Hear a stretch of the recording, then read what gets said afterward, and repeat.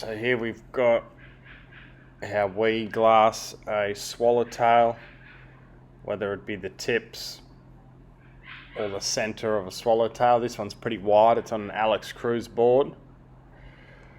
The customer landed on it and he split it down the middle, so we've already removed it, cut it all out, filled it, shaped it. So this is just the glassing. Got all our glass cut out. You can see I'm very gentle at the start. You don't want to be splashing a lot of resin around or pulling the glass, because the glass does move around and you can stretch it and manipulate it in certain places, so you don't want to do that too early, otherwise it'll be all warped and out of shape. So get most of it wet out, especially on the top. Using that brush, dabbing it down. You really want to get it in and saturated through, so it bonds to the repair,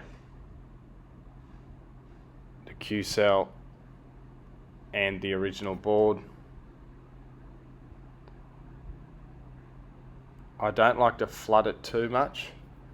The more you flood it, the harder it actually gets to work with, so you're better off taking your time, slowly doing it. You just get a nicer end result.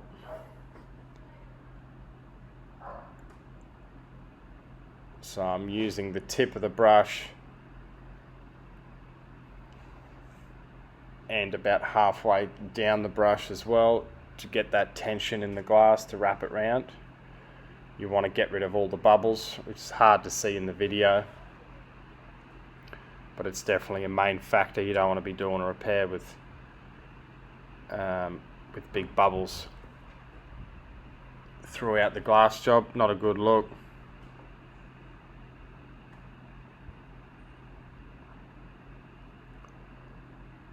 So because we did a split in the first layer of glass, I like to do this little patch in the middle.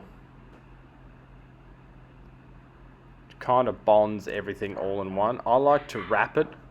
If you see now, a lot of repairers leave it hanging down like that, then they fill it from the other side.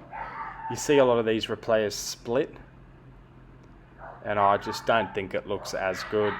It's not as strong.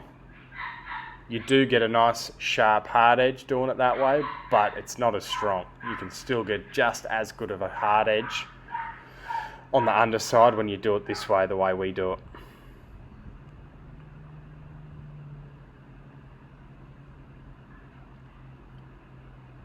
So that's where our repair was. Multiple layers on there. I'd say that's probably got about 2.5 layers now, which is good.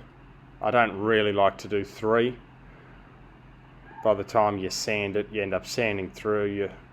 It's all lumpy and bumpy. It's harder to get flat.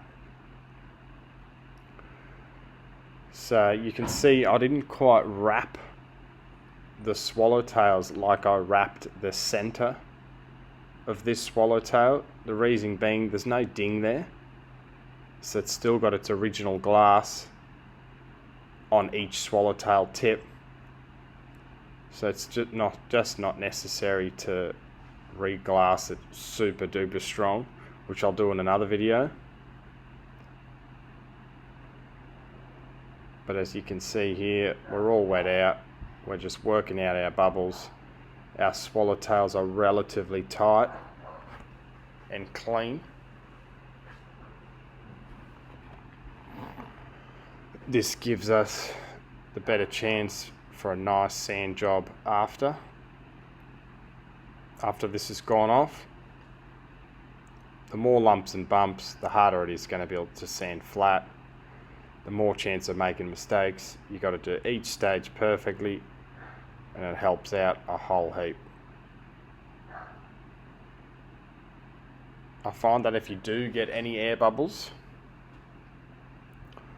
a lot of what it is the stretching of the glass, the bending of the glass, or not enough resin underneath. So here we're just working it in. You can see me dabbing that little center bit. There's always a little bubble that pops up there.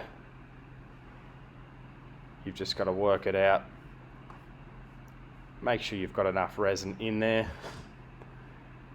and as it slowly starts going off and you play with it less and less, it kind of settles in, which leaves for a nice finish. Keep working it.